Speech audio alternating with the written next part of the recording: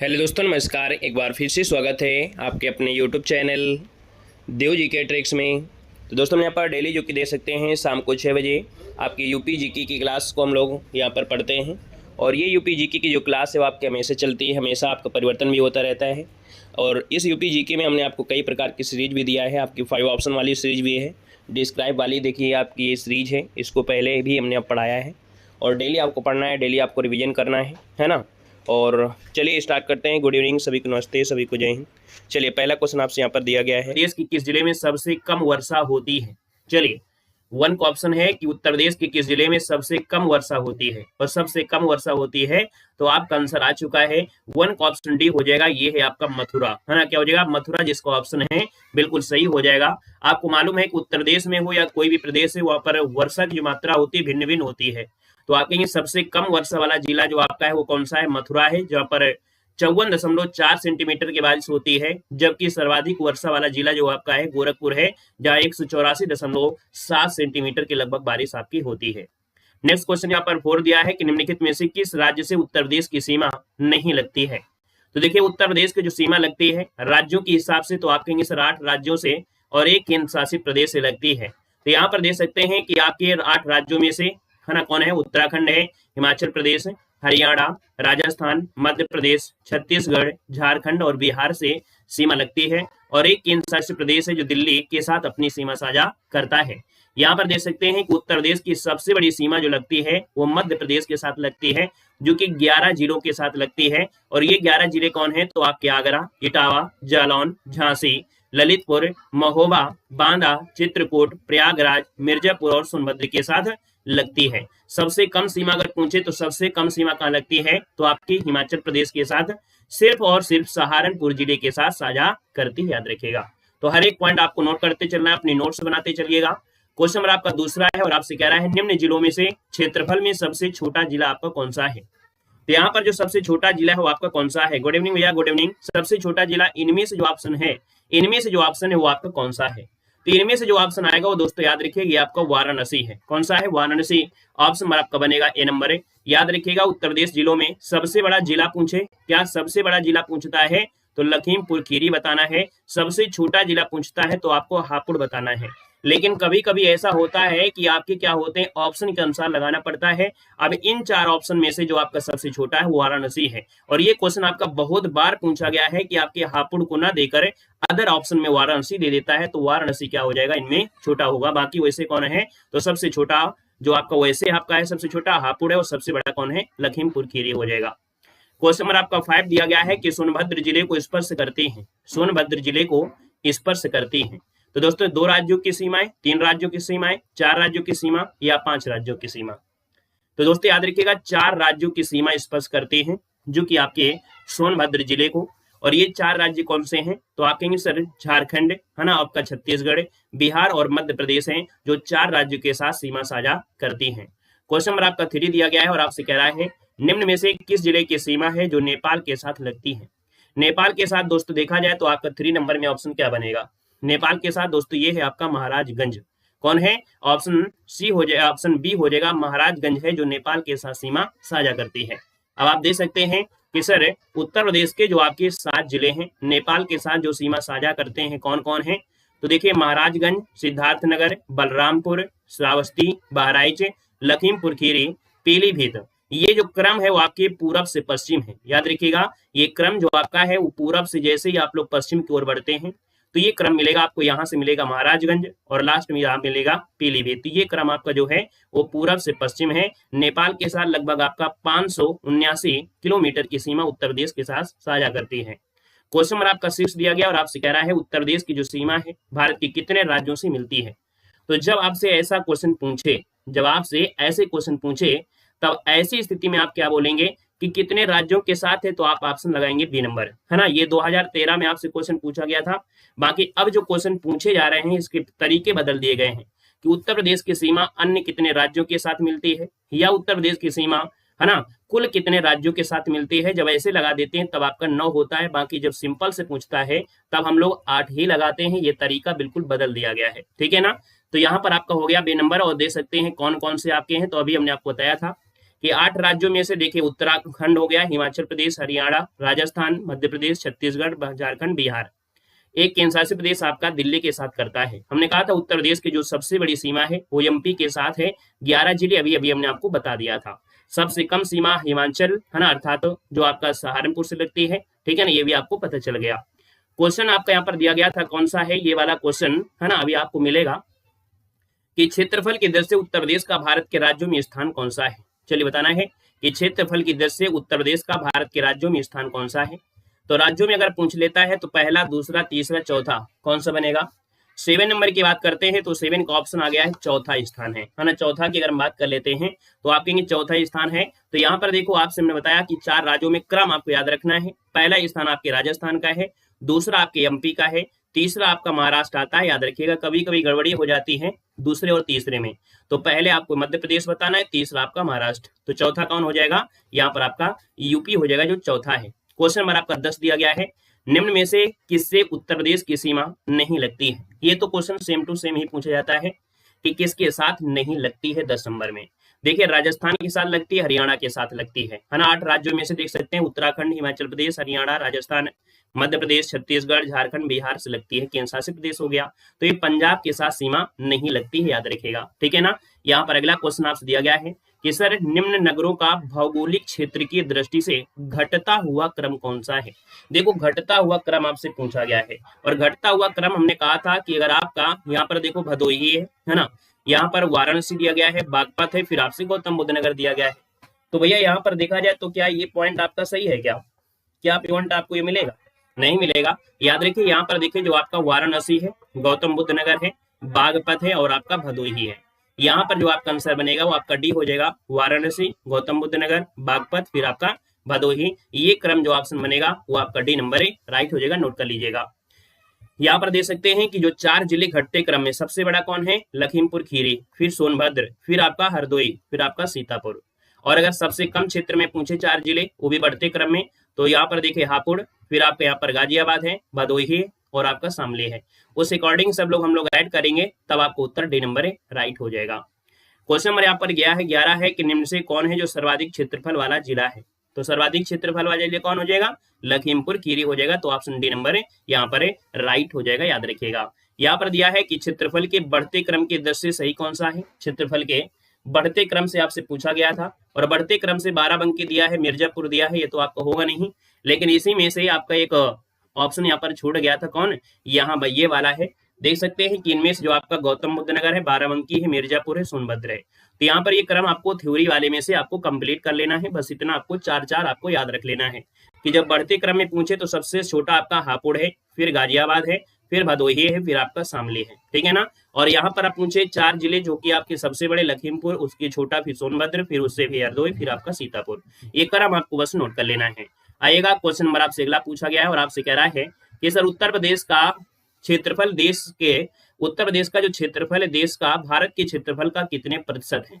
चलिए यहाँ पर बताना है कितना परसेंट है, आपसे कह रहा है ना। आपको ध्यान देना है ऑप्शन पर, और यहाँ पर ऑप्शन अगर आप पूछा गया है 12 नंबर में, तो 12 का जो ऑप्शन बनेगा वो कौन सा हो जाएगा, डी नंबर दोस्तों, 7.3%। क्या हो जाएगा यहाँ पर जो आपका है, यहाँ पर आंसर डी राइट हो जाएगा दोस्तों, याद रखिएगा 7.3% जिसका ऑप्शन है बिल्कुल राइट हो जाएगा, याद रखिएगा। हमने कहा कि सबसे पहला राजस्थान है, फिर मध्य प्रदेश है, फिर महाराष्ट्र है, उसके बाद आपका यहाँ पर यूपी आता है। लेकिन यहाँ पर क्षेत्रफल में अगर जनसंख्या में पूछे तो आपका पहला स्थान आप लोग मालूम है, ठीक है ना। यहाँ पर उत्तर प्रदेश का जो क्षेत्रफल है 240,924 है, उस हिसाब से देखा जाए तो 7.33 लगभग आपका यहाँ पर विकल्प डी हो जाएगा।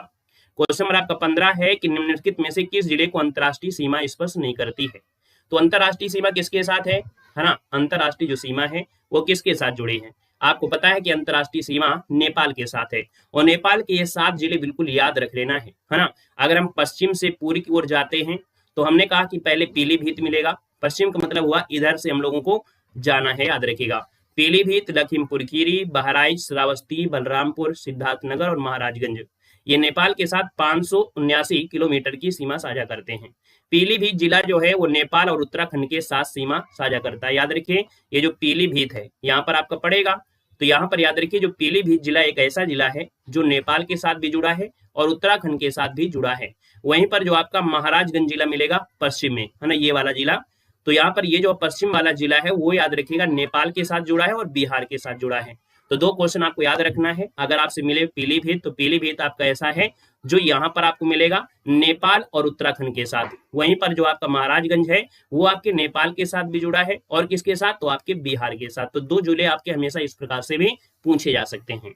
अगला क्वेश्चन यहाँ पर दिया गया है और आपसे कह रहा है 13 नंबर में कि क्षेत्रफल की दृष्टि से उत्तर प्रदेश का भारत के राज्यों में से स्थान कौन सा है। तो अभी बताया गया था चौथा स्थान है, मतलब ऑप्शन बी बनेगा। क्वेश्चन 16 है कि निम्नलिखित किस देश की सीमाएं उत्तर प्रदेश से मिलती हैं।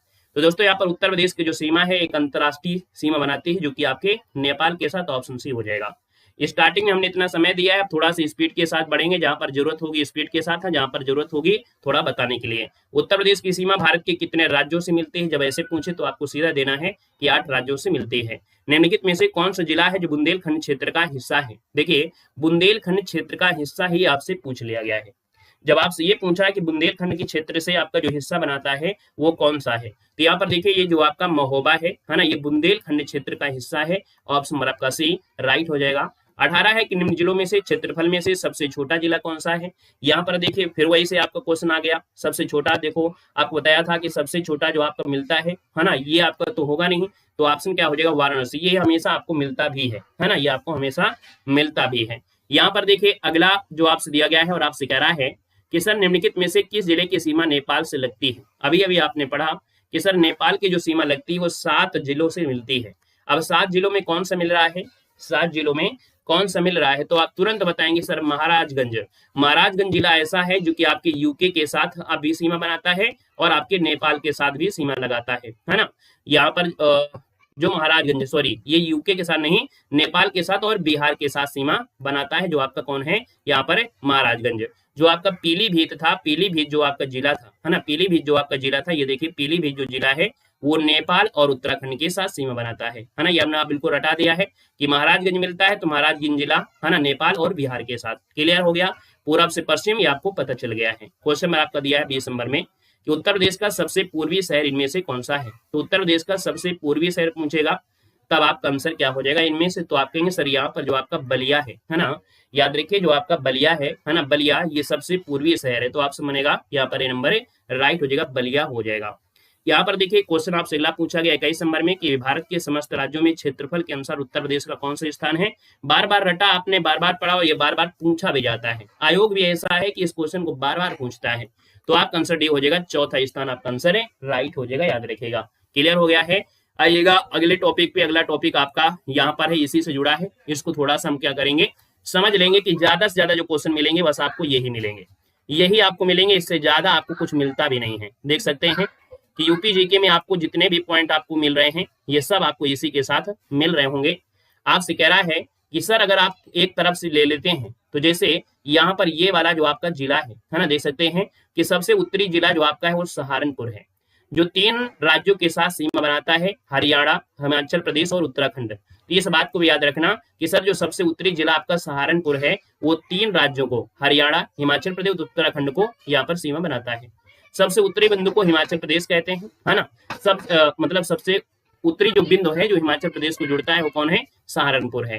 सबसे पश्चिमी स्थित जो जिला है कौन है, आपका शामली है। सबसे पश्चिमी जिला कौन है, तो ये आपका दोस्तों याद रखिए जो शामली है ये वाला, ये सबसे पश्चिम में है। सबसे पूरब में आपसे मिलेगा भी इस प्रकार से, सबसे पूरब में कौन है, तो सबसे पूरब में स्थित जिला आपका बलिया है। कौन है, बलिया है। यहाँ पर देखिए आगरा जिला जो आपका, ये आगरा जिला है, और ये जो आगरा जिला है वो मध्य प्रदेश और राजस्थान के साथ सीमा साझा करता है ना। अगर आप नए हैं तो आपका स्वागत है, वेलकम है। याद रखिएगा जो आपका आगरा जिला आपका है ये किसके साथ, आपके मध्य प्रदेश के साथ और राजस्थान के साथ सीमा साझा करता है। वहीं पर देख सकते हैं क्वेश्चन बना है कि सबसे लंबी सीमा किसके साथ है, मध्य प्रदेश के साथ है, जो कि उत्तर प्रदेश के 11 जिलों से है। यहाँ पर देख सकते हैं कि आपके यहाँ से स्टार्ट करेंगे और ये सब एमपी वाला आपका एरिया है, एमपी वाला एरिया ये है आपका ललितपुर है, ये है ललितपुर दोस्तों, याद रखिएगा एमपी के साथ, है ना। एमपी जो आपका है उसको 3 ओर से घेरे हुए हैं, जो ललितपुर है वो घिरा हुआ है, एमपी से 3 ओर से घिरा हुआ है। याद रखिए कौन, आपका ललितपुर, आपका ये वाला ललितपुर हो जाएगा। यहाँ पर ये वाला जो एरिया है वो आपका कौन है, सोनभद्र है। और सोनभद्र जो आपका है ये सबसे दक्षिणी जिला माना जाता है, जो कि 4 राज्यों के साथ स्पर्श करता है। और ये तो आपका देखिए यहाँ से आपका क्या हो जाएगा, एमपी हो जाएगा। इसके बाद देखिए छत्तीसगढ़ है, झारखंड है, बिहार है। तो यहाँ पर देख सकते हैं आपका बिहार हो गया।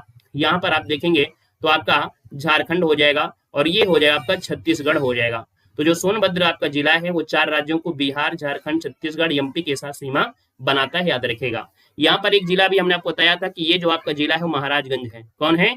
महाराजगंज आपका है, महाराजगंज। और महाराजगंज जिला ऐसा है जो नेपाल के साथ भी जुड़ा है ना, ये देखिए नेपाल के साथ जुड़ा है और आपके यहाँ पर बिहार के साथ भी जुड़ा हुआ है। तो याद रखिए महाराजगंज नेपाल और बिहार के साथ साझा करता है। यहाँ पर देख सकते हैं अगला पॉइंट ये आपका जो दिया है वो पीलीभीत है और हमने कहा है पीलीभीत जो आपका है वो किसके साथ? नेपाल के साथ भी आपका है और कहीं ना कहीं बिहार के साथ भी आपका जुड़ा हुआ है। गलत नहीं लग रहा है? नेपाल के साथ उत्तराखंड के साथ ये होना चाहिए, है ना, नेपाल के साथ उत्तराखंड के साथ आपका है जो आपका पीलीभीत है, बिहार नहीं होगा, ठीक है। नेपाल और आपके किसके साथ? उत्तराखंड के साथ जुड़ा हुआ है। यहाँ पर एक और बचा हुआ है कि उत्तराखंड के, देखिए अब समझिएगा कि उत्तराखंड के 7 जिले हैं, है ना, उत्तराखंड के 7 जिले यूपी से जुड़े हैं, नेपाल के 7 जिले यूपी के साथ जुड़े हैं, बिहार के 7 जिले हैं जो यूपी के साथ हैं, हरियाणा के 6 जिले हैं जो यूपी के साथ जुड़ते हैं, मतलब यूपी के जो 6 जिले हैं वो हरियाणा के साथ, हम लोग ऐसा कह सकते हैं कि जो 7 जिले हैं वो उत्तराखंड के साथ, 7 जिले नेपाल के साथ हैं, यूपी के 7 जिले बिहार के साथ हैं, यूपी के 6 जिले हरियाणा के साथ हैं, दिल्ली के, है ना, दिल्ली के साथ 2 जिले हैं, याद रखिएगा, जो यूपी के 2 जिले हैं दिल्ली के साथ हैं, राजस्थान के साथ दोस्तों 2 जिले आपके जुड़े हुए हैं और एमपी के साथ 11 जिले हैं जुड़े हैं, याद रखिएगा। वहीं पर हिमाचल प्रदेश, छत्तीसगढ़ और झारखंड के साथ एक एक जिले जुड़े हैं। अगर आप सिर्फ टोटल जोड़ेंगे तो आप यहाँ से जोड़ पाएंगे कि कौन कौन से आपके जिले यहाँ पर आपके जुड़े हुए हैं। अगला टॉपिक यहाँ पर आ गया है कि शिक्षा, साहित्य और पत्रिकाएं जो आपकी होती हैं, यहाँ से आपका आ गया है। इस क्वेश्चन को आपको देना है और आपसे कह रहा है कि सर, है ना, क्वेश्चन आपसे कह रहा है कि सर भारतीय रक्षा, है ना, क्या दिया गया है? भारतीय भाषाओं के लिए व उसके विकास के लिए, भारतीय भाषाओं की रक्षा व विकास हेतु हिंदुस्तानी एकेडमी की स्थापना की गई है। दोस्तों ये बताना है कि आपके जो हिंदुस्तानी एकेडमी है ये क्या करती है? भारतीय जो भाषाएं उनकी रक्षा और उनके विकास के लिए बनाई गई है और इसकी स्थापना जो आपकी की गई कहाँ पर की गई थी? चलिए यहाँ पर जवाब दीजिएगा, आपका आंसर क्या हो जाएगा? तो आप कहेंगे सर ये है आपके प्रयागराज में है ना, क्या है? प्रयागराज इसका जो आंसर है यहाँ पर डी नंबर है, राइट हो जाएगा, डी नंबर आपका बनेगा। थोड़ा सा इसको हम जूम कर देते हैं, थोड़ा सा और जूम हो जाएगा। चलिए यहाँ पर आइएगा तो देख सकते हैं यहाँ पर आपसे कह रहा है कि सर हिंदुस्तानी एकेडमी एक प्रतिष्ठित हिंदुस्तानी सेवी संस्था है जिसकी स्थापना 1927 में हुई थी। इसका मुख्यालय कहाँ पर है? प्रयागराज में है। राष्ट्रभाषा को विश्व की प्रमुख भाषाओं का समकक्ष बैठाना उसकी सर्वांगीण उन्नति एकेडमी का संकल्प है। राजभाषा हिंदी, उसके साहित्य और अन्य जैसे आपकी शैली है, जैसे उर्दू है, ब्रजभाषा है, ओदी है, भोजपुरी है, ये सब इसके समृद्ध आपकी हो जाती है। क्वेश्चन यहाँ पर दिया है 4 नंबर की पंडित दीनदयाल उपाध्याय पशु चिकित्सा विश्वविद्यालय आपका है कहाँ पर? तो आप कहेंगे सर ये जो आपका है वो आपके मथुरा में है। याद रखिए पंडित दीनदयाल उपाध्याय पशु चिकित्सा बहुत पूछा गया है और ये जो आपका है वो आपके है कहाँ पर? तो आपके काम मथुरा में है और देख सकते हैं 2001 में इसको स्थापित किया गया था। तो आपका आंसर क्या हो जाएगा? सी नंबर यहाँ पर राइट हो जाएगा, सी नंबर आपका बनेगा। अगले क्वेश्चन पर आते हैं। क्वेश्चन आपसे अगला पूछा गया और आपसे कह रहा है कि सर उत्तर प्रदेश का प्रथम मुक्त विश्वविद्यालय स्थित आपका है। चलिए क्वेश्चन नंबर आपका दूसरा है, कह रहा है कि उत्तर प्रदेश का जो प्रथम मुक्त विश्वविद्यालय है वो आपके कहाँ पर है? वहीं पर क्वेश्चन नंबर आपका 5 है कि प्रदेश में जो केंद्रीय कृषि विश्वविद्यालय की स्थापना है वो आपके कहाँ पर की गई है? कहाँ पर की गई है यहाँ पर आपसे कह रहा है। तो आपका आंसर इनमें से राइट क्या हो जाएगा? चलिए देखो यहाँ पर हमने कहा कि केंद्रीय कृषि विश्वविद्यालय की संख्या कितनी हो गई है? 6 हो गई है ना।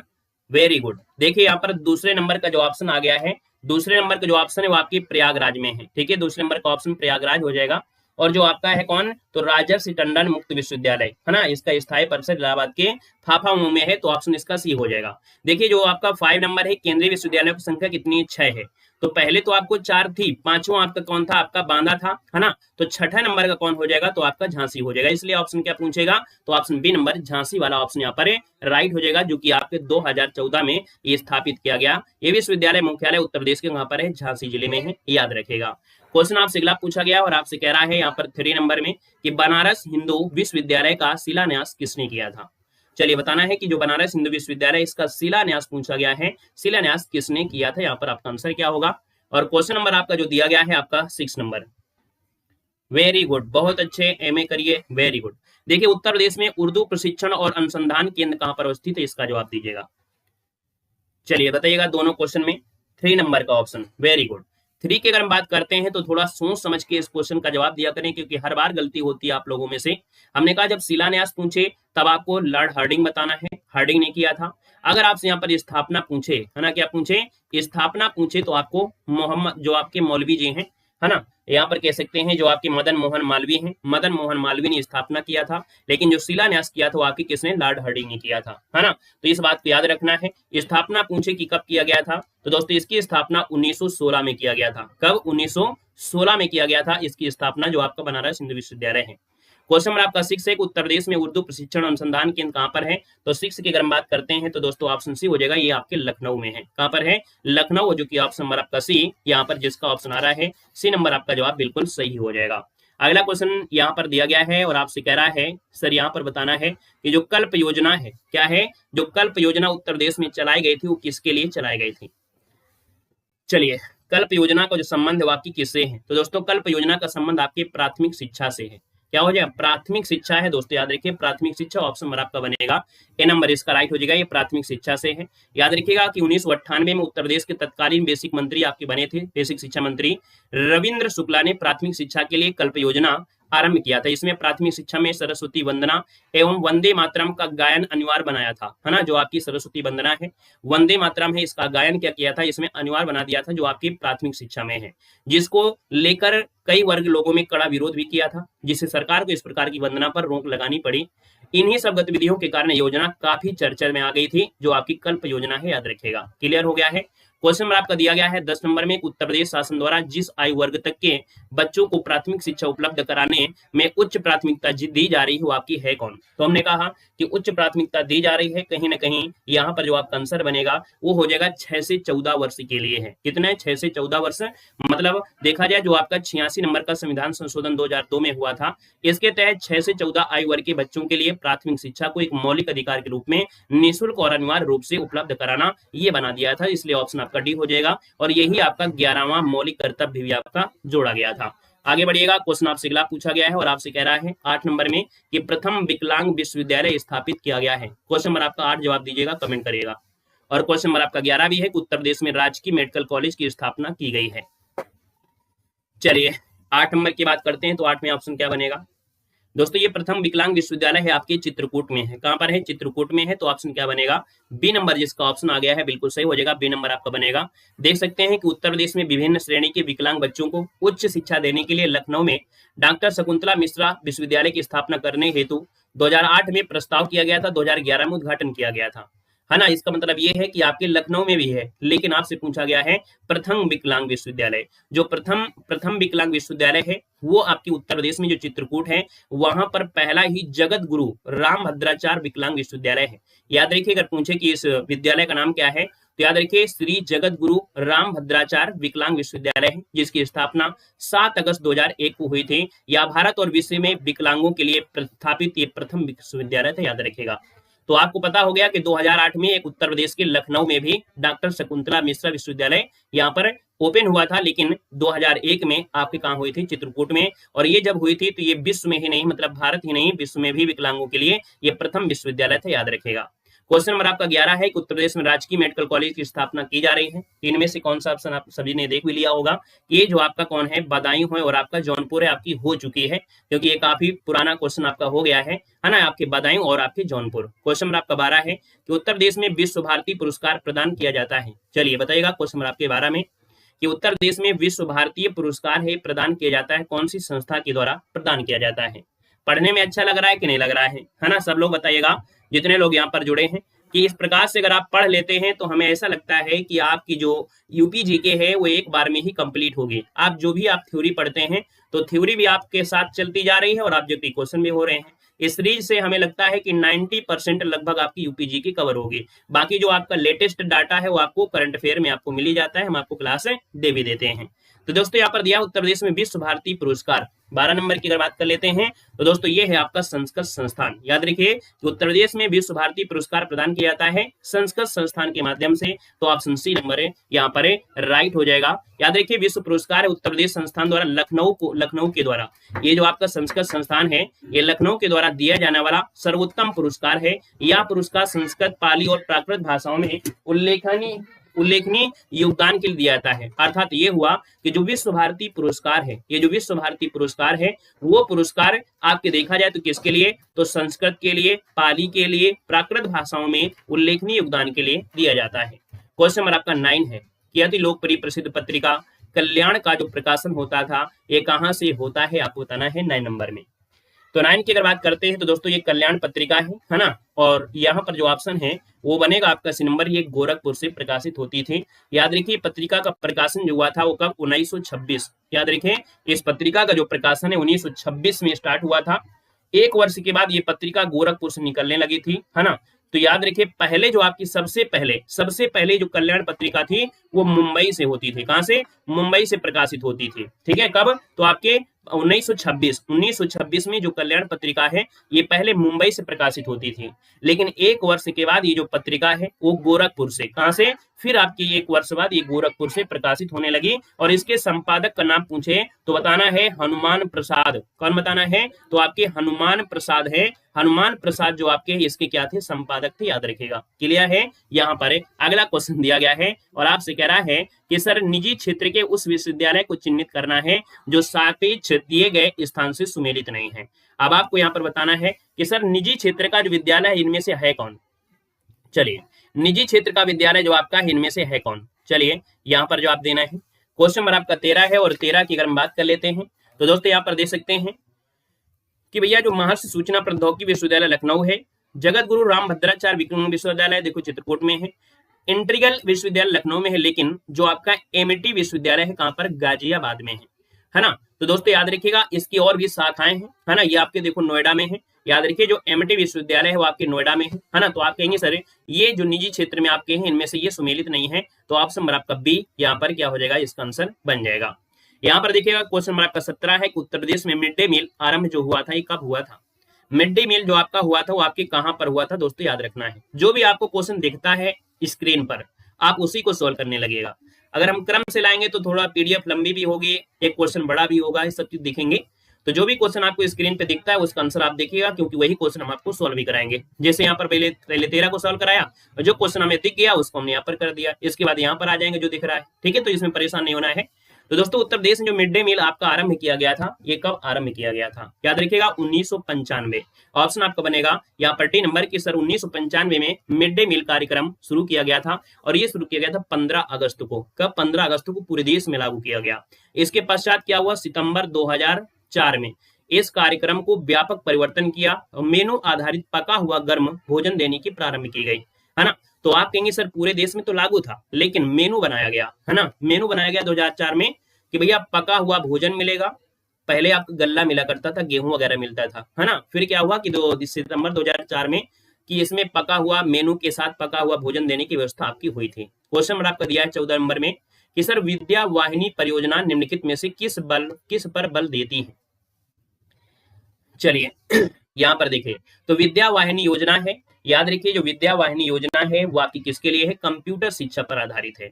यहाँ पर विद्या वाहिनी परियोजना कंप्यूटर और शिक्षा पर बल देती है। यह मूलतः विद्यालय डिजिटलाइजेशन प्रोग्राम है, अर्थात तो यहाँ पर देखा जाए तो कंप्यूटर शिक्षा पर जो आपका डिजिटलीकरण हो रहा है उसके लिए आपकी योजना चलाई गई थी। क्वेश्चन आपसे अगला पूछा गया है और आपसे कह रहा है कि सर 15 नंबर में उर्दू को राज्य की द्वितीय भाषा के रूप में स्वीकार किया गया था। चलिए बताइएगा कि उर्दू को राज्य की द्वितीय भाषा के रूप में स्वीकार किया गया था, कब किया गया था, जल्दी से बताइएगा। क्वेश्चन नंबर 15 नंबर में और वहीं पर जो आपका 18 दिया गया है, हाँ यहाँ पर दिया गया है कि सरदार वल्लभ भाई पटेल कृषि विश्वविद्यालय अवस्थित है। दोनों का जवाब दीजिए जल्दी से। चलिए यहाँ पर देखिए जल्दी से जवाब देना है और जवाब भी यहाँ पर आ गए हैं। आपका जो आंसर आएगा 15 नंबर में वो ऑप्शन बनेगा सी नंबर, बिल्कुल सही जवाब है, सी नंबर आपका हो जाएगा। तो यहाँ पर आप देख सकते हैं कि जब 1989 है, 1989 में अगर हम बात करते हैं उत्तर प्रदेश सरकार है 7 अप्रैल 1982 को एक अध्यादेश जारी किया और उत्तर प्रदेश में जो ऑफिशियल है अर्थात शासकीय भाषा इसमें संशोधन किया गया और अधिनियम 1989 के द्वारा उत्तर प्रदेश की जो शासकीय कार्यों के लिए उर्दू को दूसरी राजभाषा घोषित कर दी गई थी। तो आपका आंसर क्या हो गया, सी नंबर राइट हो गया है। वहीं पर जो सरदार वल्लभ भाई कृषि विश्वविद्यालय है वो आपकी कहां पर है, मेरठ में है, और इसकी स्थापना 2002 में हुई थी। कब हुई थी, तो जो सरदार पटेल कृषि विश्वविद्यालय कहां पर है, मेरठ में, इसकी स्थापना 2002 में की गई थी, याद रखिएगा। यहाँ पर क्वेश्चन आपसे पूछा गया है कि निम्न में से किस विश्वविद्यालय की स्थापना 1916 में की गई थी। जल्दी से बताइए, क्वेश्चन नंबर आपके 16 में। वहीं पर क्वेश्चन आपको 19 है, निम्न में से कौन सा पहला केंद्रीय विश्वविद्यालय है। दोनों का ऑप्शन दीजिएगा जल्दी से, आपका आंसर निम्न में से क्या बनेगा। चलिए, वेरी गुड। चलिए, यहां पर देखिएगा आपका जो आंसर है 16 नंबर में 16 का ऑप्शन आ रहा है।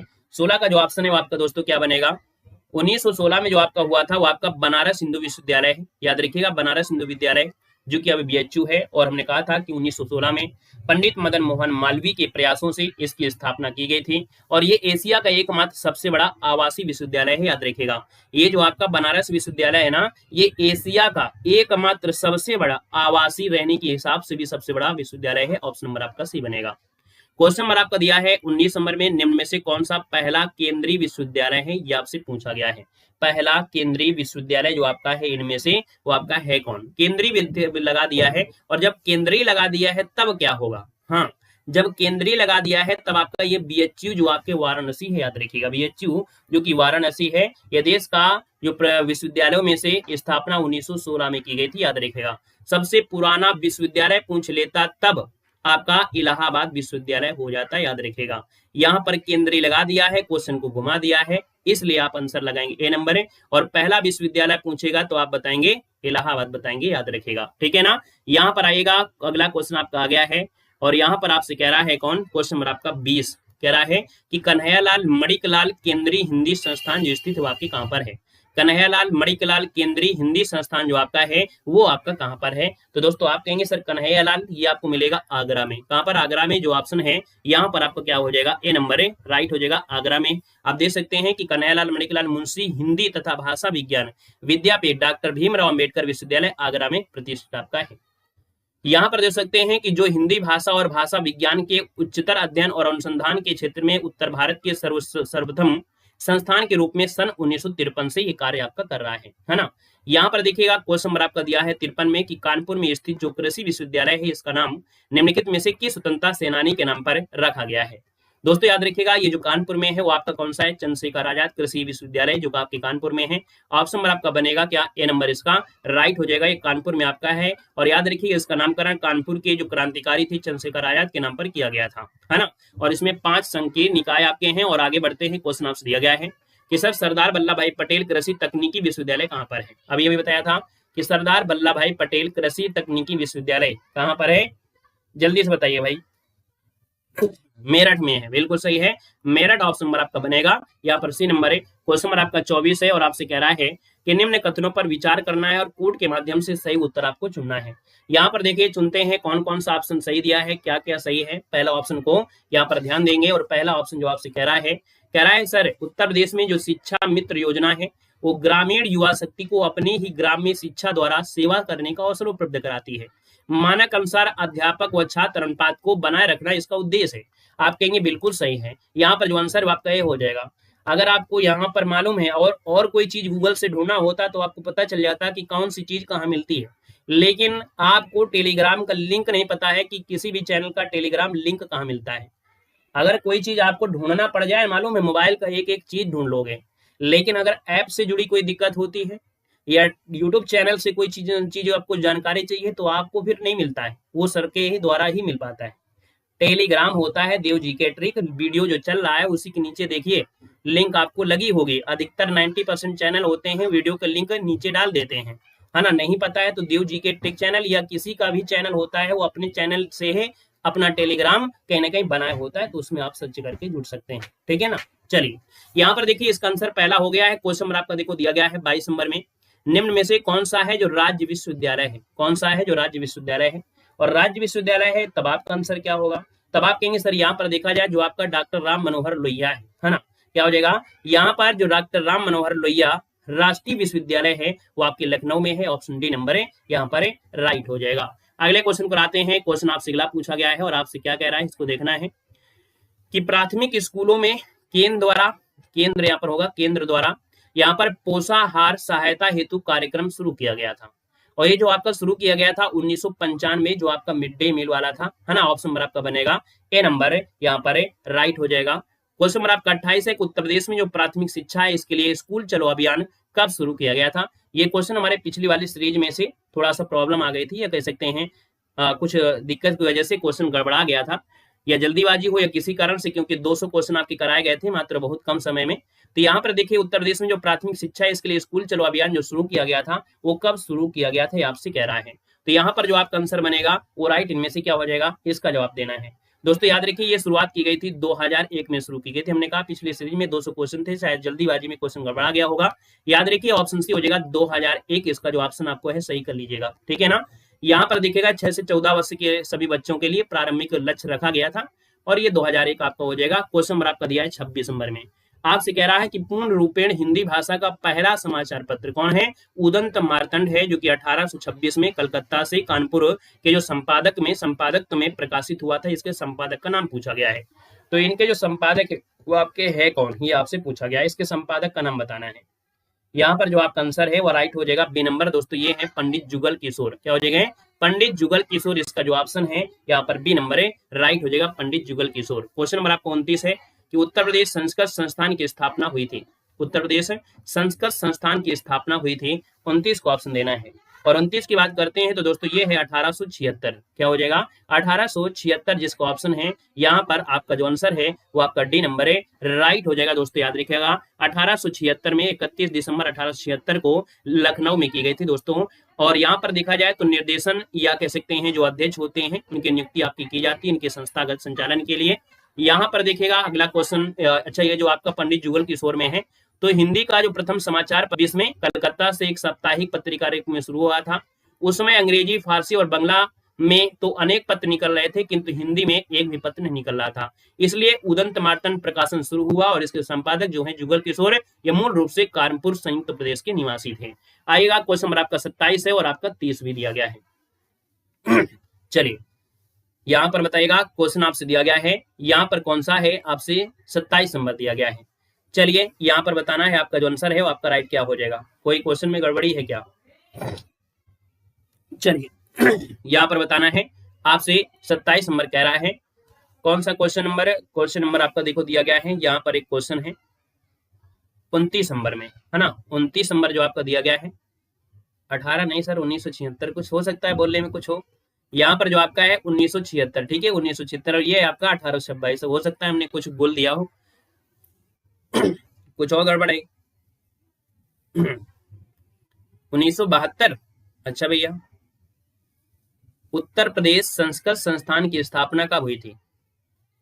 ये वाला क्वेश्चन है ना, 76 ही है भाई, ठीक है, इसका आंसर 76 ही है, ठीक है। चलिए अगला क्वेश्चन यहाँ पर दिया गया है, और आपसे यहाँ पर आपसे कह रहा है कौन सा क्वेश्चन नंबर आपके 27 में, 27 में आपसे कह रहा है कि उत्तर प्रदेश उर्दू अकादमी की स्थापना कब की गई थी। तभी कहते हैं क्वेश्चन नंबर आप डालते रहिएगा, है ना। जब तक क्वेश्चन नंबर नहीं डालेंगे तो फिर गड़बड़ी हो जाएगा, ठीक है। क्वेश्चन नंबर डालते रहिएगा, थोड़ा सा हमको कंफ्यूजन नहीं होता है, हो सकता है कहीं 18-19 निकल जाता है। चलिए यहाँ पर भी 18 था, वहां पर 19 था, हो सकता है हमने गलती से बोल भी दिया हो 18। तो दोस्तों यहाँ पर देखो दिया गया है उर्दू अकादमी की स्थापना कब की गई थी। तो याद रखिएगा उर्दू अकादमी की जो स्थापना हुई थी वो आपकी जनवरी में हुई थी, और जनवरी जो कि आपकी 1972 जनवरी 1972 में की गई थी। तो इसका जो आपका आंसर आया वो आपका डी नंबर है, राइट हो जाएगा। क्वेश्चन नंबर आपका 30 है, और आपसे कह रहा है कि सर काशी विद्यापीठ के संस्थापक कौन थे। ये क्वेश्चन बार बार रिपीट होता है, और बार बार ये क्वेश्चन आपसे पूछा भी जाता है ना, बार बार रिपीट होता है, बार बार पूछा जाता है। तो आप कहेंगे सर इसका जो आपका आंसर है वो आपका 30 नंबर में ऑप्शन क्या हो जाएगा। तो ये है आपके कौन, तो देखो काशी विद्यापीठ के संस्थापक पूछ लिया है। अब जब संस्थापक पूछ लिया है तो क्वेश्चन में परिवर्तन हो गया। हमने कहा संस्थापक पूछता है तो बाबू शिव प्रसाद गुप्ता होंगे। स्थापना पूछे, स्थापना अगर पूछा जाता है स्थापना, तब आपके पंडित मदन मोहन मालवीय होता है। अगर इसका शिलान्यास किया हो तो फिर इसका जवाब अलग हो जाता है, याद रखिएगा, है ना। तो इसका ऑप्शन क्या बनेगा, सी नंबर है, राइट हो जाएगा दोस्तों, याद रखिएगा, ठीक है ना। अगले क्वेश्चन को आएगा, क्वेश्चन आपसे अगला पूछा गया है। हाँ क्वेश्चन नंबर आपका 33 है, और आपसे कह रहा है, यहाँ पर क्वेश्चन है उत्तर प्रदेश में 1887 में प्रकाशित होने वाले दैनिक समाचार पत्र हिंदुस्तान के संपादक कौन थे। यहाँ पर देख सकते हैं आपका जो आंसर है वो ऑप्शन सी हो जाएगा मदन मोहन मालवीय, है ना, मदन मोहन मालवीय। ऑप्शन नंबर आपका बनेगा जो कि आपका सी नंबर है, राइट हो जाएगा। याद रखिए कौन है, ऑप्शन सी हो जाएगा, मदन मोहन मालवीय हो जाएगा। 1887 में हिंदुस्तान समाचार पत्र के संपादक रहे हैं। यहाँ पर देखिएगा अगला क्वेश्चन यहाँ पर दिया गया है, आपसे कह रहा है क्वेश्चन नंबर आपके 31 में, हाँ यहाँ पर देखो दिया गया है क्वेश्चन नंबर आपके 31 में, और आपसे कह रहा है कि सर कस्तूरबा गांधी बालिका विद्यालय योजना शुरू हुई थी। चलिए बताइएगा, कस्तूरबा गांधी बालिका योजना जो आपकी शुरू हुई थी, आपकी कब शुरू हुई थी? तो ये शुरू हुई थी 2004 में। कस्तूरबा गांधी बालिका विश्वविद्यालय विद्यालय जो आपकी है, इसकी स्थापना सर्व शिक्षा अभियान के तहत 2004 में की गई थी। ऑप्शन नंबर आपका ए यहाँ पर राइट हो जाएगा, ए नंबर आपका बन जाएगा। क्वेश्चन नंबर आपका 34 है कि उत्तर प्रदेश में किस वर्ष तक सभी सरकारी कार्यों के लिए हिंदी का प्रयोग अनिवार्य कर दिया गया? यहाँ पर दिया गया है आपका 34 नंबर, और आपसे कह रहा है कि उत्तर प्रदेश के सभी, है ना, जितने उत्तर प्रदेश के किस वर्ष तक सभी सरकारी कार्यों के लिए हिंदी का प्रयोग जो था अनिवार्य किया गया था। इसका जो आंसर बनेगा वो राइट क्या हो जाएगा, 1968। याद रखिए क्वेश्चन पूछा भी गया था। यहाँ पर जो आपका है वो आपका 34 नंबर में वो आपका सी बनेगा 1968 में। क्या बनेगा? 1968 में कहा गया था कि जो उत्तर प्रदेश में जो आपके सरकारी काम हैं, पहले तो आपकी इंग्लिश यूज होती थी, लेकिन इसके बाद कहा गया कि किस वर्ष तक सभी सरकारी कार्यों के लिए हिंदी का प्रयोग अनिवार्य हो जाएगा। तो ये 1968 ऑप्शन आपका सी हो जाएगा, 1968 बनेगा, याद रखिएगा। यहाँ पर देखिएगा अगला क्वेश्चन आपसे दिया गया है और आपसे कह रहा है कि सर उत्तर प्रदेश में सामान्य केंद्रीय विश्वविद्यालय कितने हैं? पहले तो 4 थे, इसके बाद क्या होगा ना, तो यहाँ पर आंसर क्या हो जाएगा, डी हो जाएगा। क्वेश्चन नंबर आपका 35 लाजवाब है कि उत्तर प्रदेश का पहला समाचार पत्र निम्न में से कौन था जो कि 1845 में गोविंद नारायण थत्ते के संपादक में निकलना शुरू हुआ था? चलिए यहाँ पर देना है आपका 35 नंबर है, और 35 की अगर बात करते हैं तो ऑप्शन क्या हो जाएगा? तो दोस्तों यहाँ पर देखिए इसका तो आंसर आपने लगा ही दिया है, और ऑप्शन नंबर आपका 35 है, मतलब क्वेश्चन नंबर 35 है, और इसका जो ऑप्शन है वो आपका होगा क्या? तो दोस्तों ये है आपका बनारस अखबार, नोट कर लीजिएगा। ऑप्शन नंबर आपका सी बनेगा। यहाँ पर जो आपका उत्तर प्रदेश का पहला समाचार पत्र था, है ना, जो कि 1845 में गोविंद नारायण थत्ते के संपादक में निकलना शुरू हुआ, वो था आपका बनारस अखबार, जिसका प्रकाशन 1845 में हुआ था जनवरी में। और ये अखबार गोविंद नारायण थत्ते के संपादक में उत्तर प्रदेश से प्रकाशित हुआ था, है ना। वो हिंदी वाला जो था वो आपके कलकत्ता से था, लेकिन ये उत्तर प्रदेश में है जो गोविंद नारायण थत्ते हैं। अखबार के संचालक थे राजा शिव प्रसाद सितारे हिंद। अधिकांश लोग इस अखबार को ही हिंदी का पहला अखबार मानते हैं, किंतु इसे हिंदी भाषी क्षेत्र का प्रथम समाचार पत्र माना जा सकता है। अब देखिए दोनों में बारीकी अंतर है कि अधिकांश लोग इस अखबार को ही हिंदी का पहला मानते हैं अखबार, लेकिन हिंदी भाषाई क्षेत्र का। क्यों? क्योंकि आपका ये जो आपका है यूपी से आपका होता था, और यूपी में अधिकतर आपको लोग हिंदी बोलते थे, लेकिन जो कलकत्ता वाला था, कलकत्ता वाले में तो कलकत्ता में भैया बंगाली बोली जाती है ना, लेकिन होता था क्या, हिंदी से होता था। तो कहीं ना कहीं दोनों में बस अंतर यही है कि ये पहला इसलिए मानते हैं क्योंकि ये कहीं ना कहीं हिंदी भाषाई क्षेत्र में हुआ था, और कलकत्ता वाला कलकत्ता से हुआ था, लेकिन वो हिंदी भाषा में था। समझ गए दोनों चीज को? ठीक है ना, ये आपका हो गया। और अगला टॉपिक आपका कौन सा आ गया है, प्रमुख व्यक्तित्व में आ गया है। हालांकि इस चीज को हमने आपको पढ़ाया भी था, है ना। ये वाला टॉपिक आपको कल कराया जाएगा, और इसमें से विस्तार से जो जो पॉइंट आपको मिलते हैं बिल्कुल खुलकर क्वेश्चन आपके यहाँ पर आपको। चलिए धन्यवाद सभी को, जय हिंद, वंदे मातरम। सेशन